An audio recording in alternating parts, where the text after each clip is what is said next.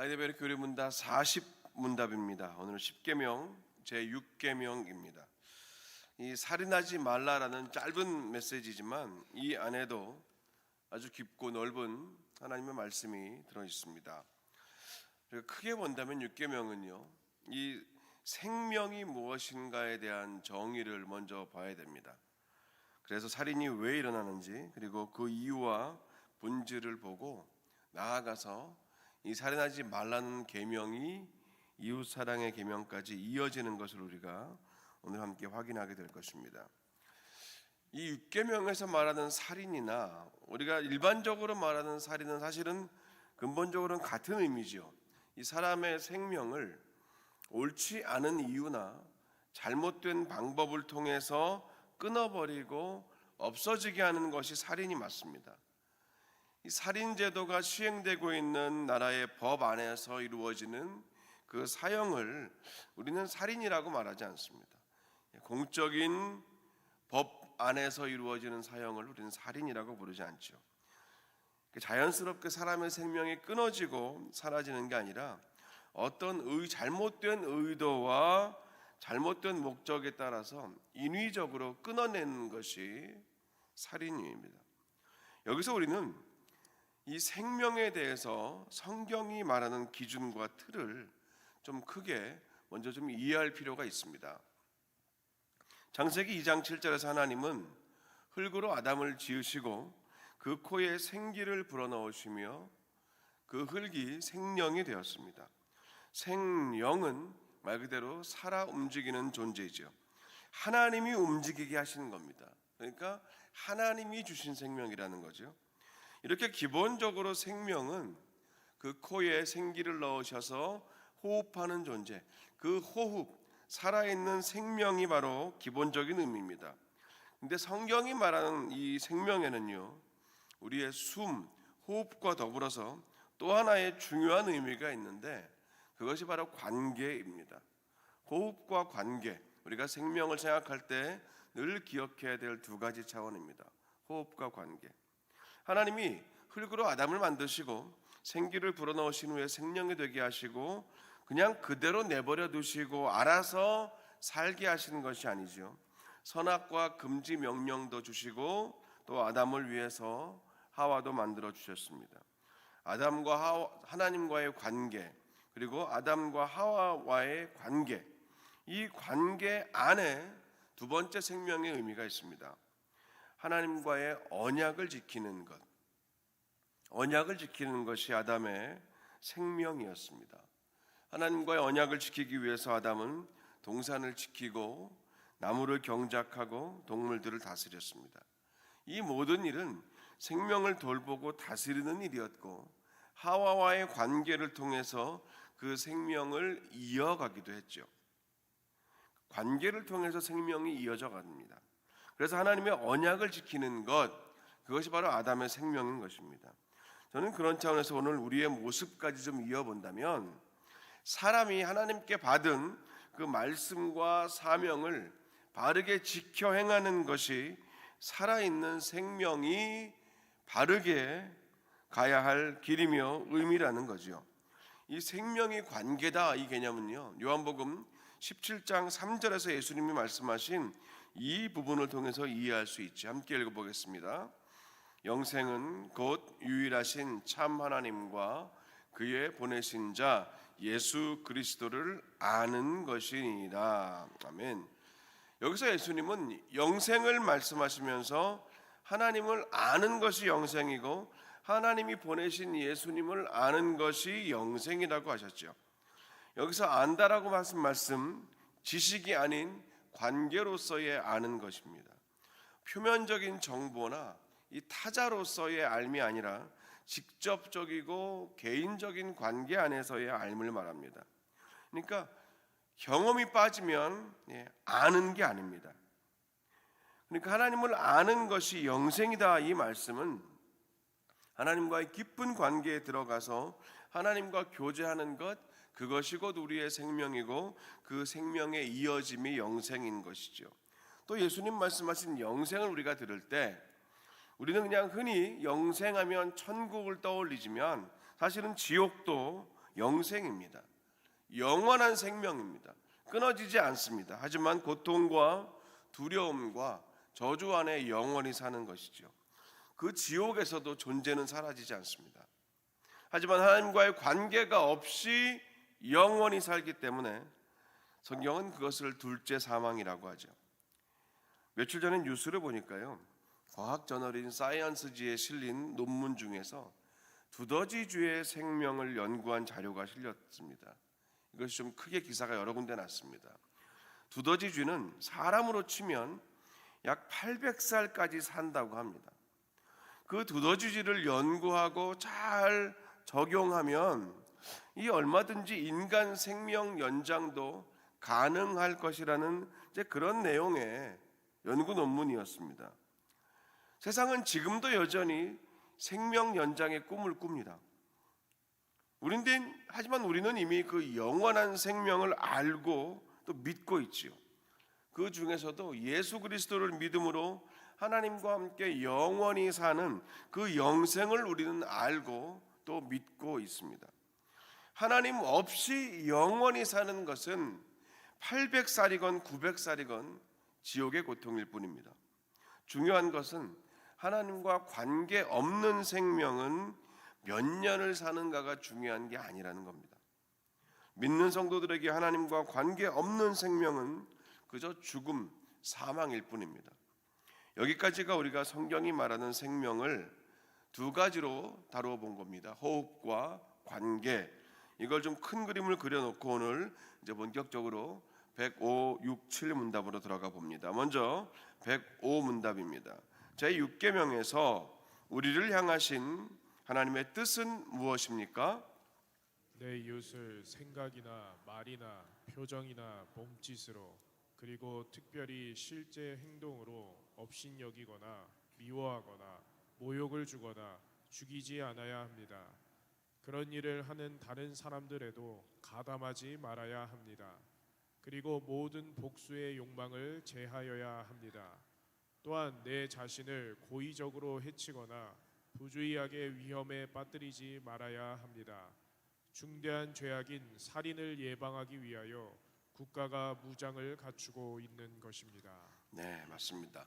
왜 하나님이 이 6계명을 주셨냐 하는 그런 질문과 답이지요. 하이델베르크 의료문답은 우리에게 그 이유를 여러 차원에서 가르치고 있습니다. 이 살인하지 말라는 개념은요, 두 가지 차원에서 먼저 이해되어야 되는데, 하나는 이웃을 향해서, 또 다른 하나는 나를 향해서입니다. 이웃을 죽이는 것은 물론이거니와 업신여기고 미워하고 모욕을 주는 것까지 다 이 6계명 안에 포함된다는 겁니다.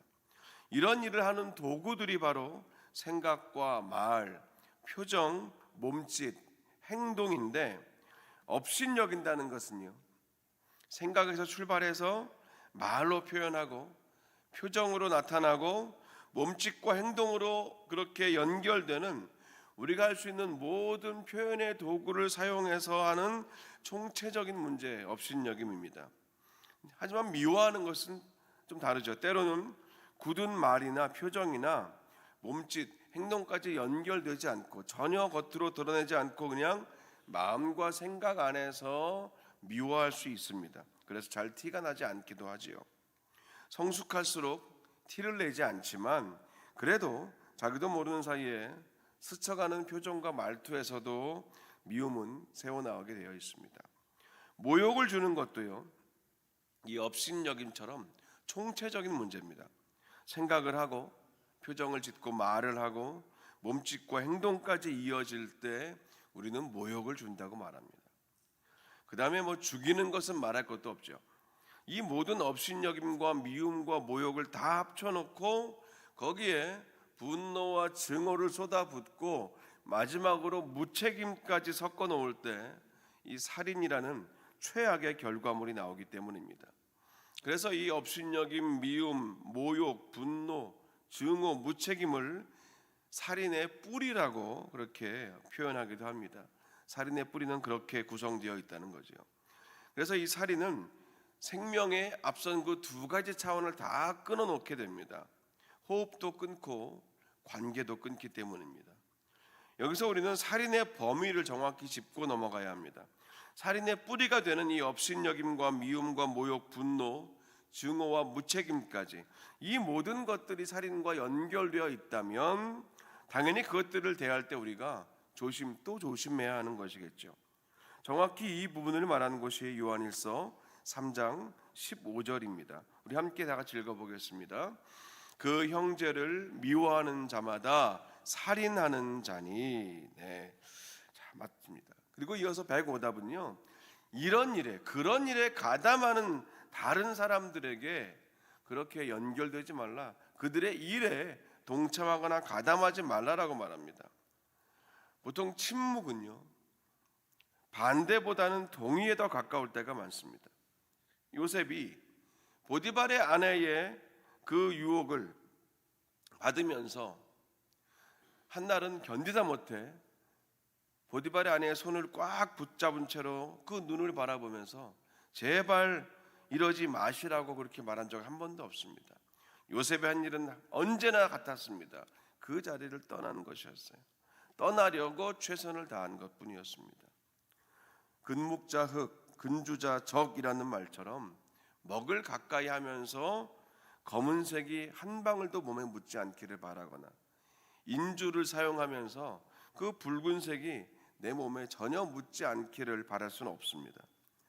이제 목회하다 보면 성도님들의 관계들을 가만히 보게 되는 경우가 많죠.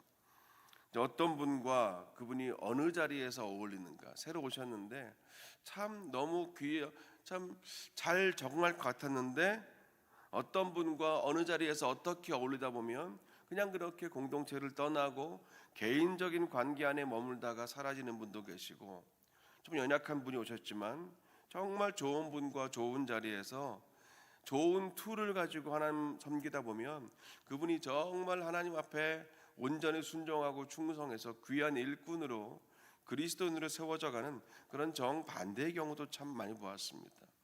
어느 분과 어떻게 어울리냐가 너무 중요하더라고요. 그게 관계와 만남은 반드시 영적 생활과 연결되는 것을 봅니다.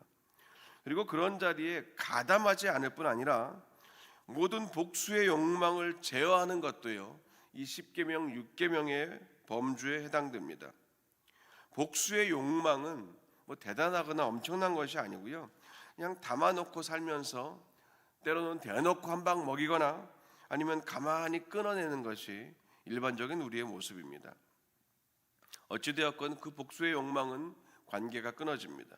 그러기 전에 그 욕망 자체를 다루는 것, 그것도 살인하지 말라는 이 6계명의 실천사항에 포함됩니다. 마틴 루터의 말처럼 새가 네 머리 위로 지나갈 수는 있지만 네 머리 위에 꾸준하게 둥지를 트는 것은 막으라라는 그 말과 같습니다. 복수의 마음이 올라오는 것 자체는 누구도 막을 수가 없지만 그 마음을 담아두고 키우고 다른 사람들에게 말해서 함께 증폭시키고 나에게 유리한 부분만 확대해서 어떤 모양이든지 말과 행동까지 이어지는 것은 막아야 한다는 겁니다. 그리고 이 살인의 화살이 이제 정반대 방향, 자기 자신에게 향하는 것도 사실은 6계명에 다 포함되고 해당됩니다. 고의적으로 자신을 해치거나 때로는 부주의하게 스스로를 위험에 빠뜨리는 일도 없어야 된다는 거죠. 소위 객기를 부린다는 말처럼 하나님의 호흡과 하나님의 관계, 이 호흡과 관계, 이 두 가지 생명을 객기라는 그냥 개인적인 감정에 맡기는 일도 없어야 한다는 겁니다. 그러면서 이 105답의 마지막 문장에서는요, 국가 차원까지 연결됩니다. 왜 국가가 무장을 해야 되는가도 말하고 있죠. 가장 중대한 죄악인 살인을 예방하기 위해서 국가가 무장을 해야 한다는 겁니다. 예방은 말 그대로 최대한 일어나지 않도록, 최대한 벌어지지 않도록 하는 것이 예방입니다. 일어난 사건을 뒷수습하느라 바쁜 국가가 아니라 예방하는 지혜와 조직, 정책과 관리가 중요하다는 말입니다. 이런 105문답의 내용을 가지고 이제 106문답은 하나님의 마음을 깨달아 배우라라고 우리에게 그렇게 가르치고 있습니다. 106문답입니다. 이 계명은 오직 살인만을 언급하는 것입니까? 살인을 금함으로 하나님께서는 살인의 근원이 되는 시기, 증오, 분노, 복수심을 싫어하신다는 것을 우리에게 가르치십니다. 이러한 것들은 하나님께 살인에 해당하는 중한 죄입니다. 네, 맞습니다. 이 육계명의 범주를 말하는 거죠. 단순히 살인을 금하는 것을 넘어서 그 살인의 근원이 되는 뿌리가 되는 시기와 증오, 분노와 복수심도 하나님이 얼마나 싫어하시는 것을 아는 것, 거기까지가 육계명의 범위라는 겁니다. 하나님께는 그것들도 살인이라는 말이죠. 그 이유는 앞서 말씀드렸습니다. 생명을 해치는 것뿐 아니라 관계를 해치기 때문에 그렇습니다. 이 호흡으로 대표되는 육체의 생명은 살인을 통해서 해치게 되지만 또 하나의 생명인 이 관계를 해치는 것도 바로 시기와 증오와 분노와 복수심, 이런 것들로 인하여 관계가 끊어지면 그것도 역시 넓은 차원에서의 살인에 해당되고 하나님이 그렇게 여기신다는 겁니다. 잠언 14장 30절과 요한일서 2장 9절부터 11절을 함께 읽어보겠습니다. 평온한 마음은 육신의 생명이나 시기는 뼈를 썩게 하느니라. 빛 가운데 있다 하면서 그 형제를 미워하는 자는 지금까지 어둠에 있는 자요, 그의 형제를 사랑하는 자는 빛 가운데 거하여 자기 속에 거리낌이 없으나 그의 형제를 미워하는 자는 어둠에 있고 또 어둠에 행하며 갈 곳을 알지 못하나니 이는 그 어둠이 그의 눈을 멀게 하였음이라. 아멘. 하나님께 살인이 된다는 말은요, 하나님과의 관계가 끊어지게 된다는 말이고 하나님의 형상대로 지음받은 사람들과의 관계가 끊어지게 된다는 말인데 이 모두가 살인이라는 뜻입니다. 생명은 하나님의 것이기 때문에 생명이 나타나고 이어지는 여러 관계들을 내 마음대로 끊어버리려는 그 생각과 행동 자체가 하나님께는 죄가 됩니다. 다른 사람들과의 관계 안에서 말이나 행동으로 그 사람과의 관계를 끊는다는 것은 이게 단순한 문제가 아니라는 거죠. 성숙한 그리스도인들은 그래서 사람과 사람과의 관계 그 이면, 그 뒷면에 있는 근본적인 영적인 관계도를 읽어내며 사는 사람입니다. 하나님이 그 관계를 허락하셨다는 것을 인정하는 성숙한 그리스도인들이라면 그래서 더더욱 관계를 끊어내는 것에 신중해야 하고 하나님의 기준에서 벗어나지 말아야 되는 겁니다. 여기서 마지막 107문답으로 가보겠습니다. 그렇다면 위에서 말한 방식으로 우리가 이웃을 죽이지 않으면 그것으로 충분합니까? 그렇지 않습니다. 하나님께서는 시기와 증오와 분노를 정죄하심으로 할 수 있는 한 우리가 이웃을 위험으로부터 보호하고 원수에게까지도 선을 행할 수 있도록 이웃을 우리 몸과 같이 사랑하고 이웃에게 인내하고 화평하며 온유하고 자비를 베풀고 친절하게 대할 것을 가르치십니다. 네. 이제 마지막 107문답은요. 6계명에 가진 좀 반대적인 측면, 즉 적극적인 면을 구체적으로 가르치고 있는 거죠. 의도가 있었건 아니면 부주의로 일어난 일이건 두 가지 차원의 생명, 호흡과 관계를 끊어버리는 그런 포괄적인 살인을 하지 않는 것, 그것만으로는 6계명을 온전히 지키는 것이 아니다라고 가르칩니다. 생명을 끊는 것이 아니라 오히려 생명을 이어가는 자로, 끊어진 곳, 약한 곳을 더 든든하게 이어주고 이어가는 자로 사는 것, 그것이 바로 10계명, 6계명을 지키는 삶이라는 거예요. 그런 차원에서 107문답은 8가지를 말합니다. 첫째는 이웃을 자기 자신처럼 사랑하는 것을 말하고, 그리고 다음에 인내, 화평, 온유, 자비, 친절, 이 5가지의 덕목을 말한 다음에 7번째는 위험으로부터 다른 사람들을 보호하고, 그리고 마지막 8번째는 가장 어려운 것, 원수에게까지도 선을 행하는 것을 가르칩니다. 거기까지 나아가는 것이 6계명의 올바른 준수이고 순종이라는 거죠. 우리 성도들에게 있어서 생명의 본질은 호흡과 관계인데 이 관계에 있어서 가장 중요한 것이 바로 사랑입니다.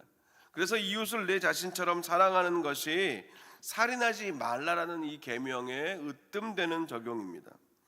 하나님이 주신 생명의 관계들 안에 우리가 살고 있습니다. 먼저는 가정과 가족이죠. 그 다음에 믿음의 가족인 교회와 성도들입니다. 이 두 관계들이 바르게 세워져야 이 땅에서 우리가 연결되어 있는 수많은 관계들이 바르게 세워질 수 있다는 겁니다. 이게 바로 우리가 가진 바른 순서입니다.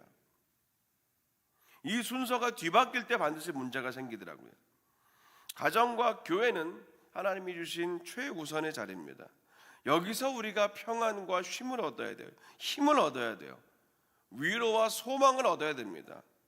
그런데 가정과 교회가 아닌 다른 곳에서 안식과 힘과 위로와 평안과 소망을 찾을 때 하나님 주신 6계명을 제대로 지킬 수가 없다는 말입니다. 이웃에게 인내하고 화평하고 온유하고 자비를 베풀고 친절하게 대하고 위험에서 보호하는 것과 원수에게까지도 선을 행하는 일의 시작이 가정과 교회라는 것을 우리가 기억해야 합니다. 그래야 이 순서가 맞아야 우리의 삶은 바르게 정리가 되고 안정이 되고 하나님의 말씀과 섭리 안에 거하게 됩니다. 근데 때로 우리는 그렇지 못할 때가 많이 있죠. 내가 중심이 되면 관계는 막힙니다. 내 생각과 내 의견, 내 주장이 내세워지면 관계가 이어지기보다는 굳어질 때가 많습니다. 관계가 굳어지고 막히기 시작하는 증거가 뭐냐면 상대방에 대해서 무관심하려고 결심하는 겁니다.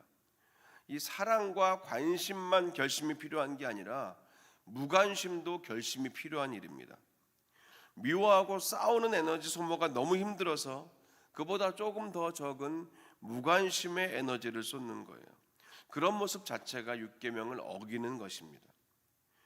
물론 우리는 하루에도 몇 번씩 우리의 생각을 타고 온갖 부정적인 감정들이 들어옵니다. 그냥 그때마다 훌훌 털어버리면 좋은데 그게 쉽지 않죠. 어떤 생각과 어떤 감정은요 우리 안에 참 오랫동안 남아 있어서 싹을 틔우고 막 열매를 맺을 때가 있어요. 근데 그 열매는 당연히 먹을 수도 없고 누구에게 줄 수도 없습니다. 하나님께 드릴 수도 없는 그런 열매가 부정적인 생각과 감정을 통해 우리 안에 싹이 트고 맺어진 열매들입니다. 생명과 관계를 파괴하는, 끊어내는, 굳어지게 하는 열매지요. 목회자인 저도 예외는 아닙니다. 저에게도 호불호가 있죠. 다양한 교회들에서 사역하고 수많은 성도님들을 만나면서 생긴 저만의 그런 기준도 왜 없겠습니까? 그래서 힘들 때가 많아요. 누군가 저에게 찾아와서 목사님 그런데요, 누가 목사님에 대해서 이렇게 말하고 다녀요. 사람들이 모인 곳에서 목사님을 목사님이라고 부르지도 않고요, 정목사 뭐 그 사람 막 이렇게 불러요. 제가 이런 말을 들으면 제 마음 가운데 또 평안이 흔들릴 때가 있어요. 당연하죠. 그 사람이 이쁘게 보이겠습니까? 근데 그럴 때마다 저는 정말 온 마음과 힘을 다해서 그런 부정적인 생각과 말들, 그 감정들을 제 안에 담아두지 않으려고 애쓰고 또 애쓰며 삽니다. 안 그러면 제가 너무 힘드니까. 여전히 저는 부족한 사람이기 때문에 그런 부정적인 것들이 들어오거나 들리면 최대한 오래 품지 않으려고 애를 써요. 근데 힘들어요. 그래서 그럴 때마다 예수님을 생각합니다. 이런 그 사람을, 이런 나를, 이런 우리를 받아주시고 이런 우리를 위해서 십자가 지신 주님을 생각할 수밖에 없습니다. 그러면서 나의 사랑의 원천은 나에게 있는 것이 아니라, 내 안에 있는 것이 아니라 십자가 위에 달리신 예수님께 있다고 고백하고 또 고백할 수밖에 없습니다. 이 십자가 사랑이 아니면 사실은 저도 사람인지라 그런 부정적인 이야기들, 그런 것들 담아낼 겨를이 없습니다. 감당을 못합니다. 오늘 살인하지 말라라고 말씀하신 하나님의 명령은요, 생명과 관계를 이어가고 확장하라는 이 마지막 107계명처럼, 107문답처럼 더 적극적인 창조 명령으로 연결되고 우리가 그렇게 받아 살아야 되는 겁니다. 나는 사람을 죽인 적이 없으니 육계명 통과. 우리는 너무 생각 없이 이 육계명을 슬쩍 넘어가곤 합니다. 자신 있게 마크를 해요. 난 이건 진짜 아니야. 너무 쉽거든요. 너무 클리어하거든요. 근데 오늘 이 아침에 오신 여러분들, 그리고 함께 이 가정에서 오늘 이 예배를 드리시는 여러분들, 다시 한번, 이미 아는 말씀이지만 다시 한번 오늘 이 시간을 통해서 이 육계명의 무게와 그 깊이와 넓이를, 그 범위를 우리가 좀 확인하며 결단했으면 좋겠습니다. 생명과 관계, 호흡과 관계에 대한 것, 살인하지 말라는 것은 그 모든 작은 것 하나까지 놓치지 않으며 조심하며 사는 것이고, 그리고 더 적극적으로 나아가서 그렇게 생명을 이어가고 관계를 이어가는 삶을 사는 것까지가 살인하지 말라라는 이 육계명이라는 겁니다.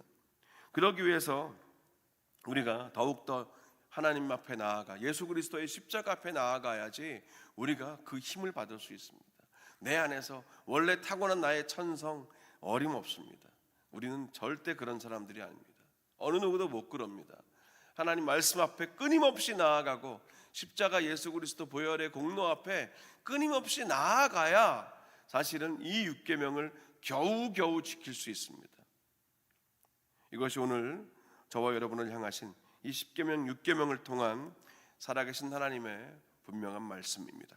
기도하겠습니다. 아버지 하나님, 오늘 우리가 하이델베르 교리문답 40번째 주일 십계명 육계명을 받으며 하나님께 나아갑니다. 때론 우리가 이 계명을 너무 쉽게 나와는 완전히 무관한 것으로 지나칠 때가 많으나 우리가 오늘 받은 이 말씀과 메시지와 이 배움처럼 주여 쉽지 않은 이 육계명을 치열하게 지켜내며 하나님 앞에 순종하며 살게 하여 주시옵소서. 예수님의 이름으로 기도합니다. 아멘.